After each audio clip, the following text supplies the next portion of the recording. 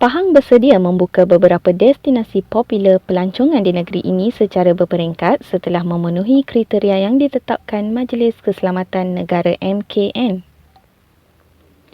Pengurus Besar Tourism Pahang, Encik Kamaruddin Ibrahim berkata, negeri Pahang sebenarnya mempunyai destinasi pelancongan yang banyak dan pihaknya bercadang untuk membuka semula pusat pelancongan dengan berkonsepkan gelembung pelancongan secara bersasar serta domestik. Kerajaan negeri bercadanglah untuk membuka destinasi pelancongan kita ini melalui konsep travel bubble ni. Gelombong pelancongan dipanggil lah, bersasar domestik. Tetapi apa pun perkara ini perlu mendapat kebenaran seperti biasa daripada pihak Majlis Keselamatan Negara lah. Dan kita dapati kawasan Cameron Highland, kawasan Taman Negara, Bukit Fraser dan beberapa kawasan lain yang lain lah.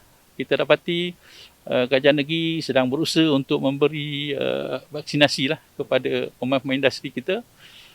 Dan Alhamdulillah bagi Cameron Highland ini sendiri, kita telah pun dimaklumkan bahawa 70% daripada penduduk di Cameron Highland ini telah pun mendapat vaksin lah, 2 dos lengkap. Jadi kriteria untuk membuka kawasan pelancongan ini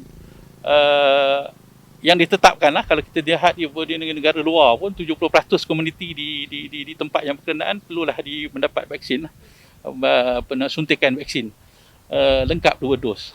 Jadi kalau melihat kepada kriteria yang dibuat di luar negara atau di tempat-tempat lain, so kita telah pun mencapai angka yang diperlukan lah.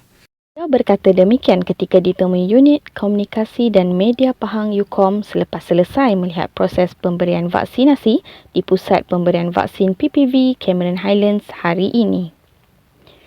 Katanya lagi, kerajaan negeri juga giat sedang berusaha memberikan vaksinasi kepada pemain industri pelancongan dan seperti di Cameron Highlands sendiri, kira-kira 70% penduduk telah lengkap suntikan vaksin.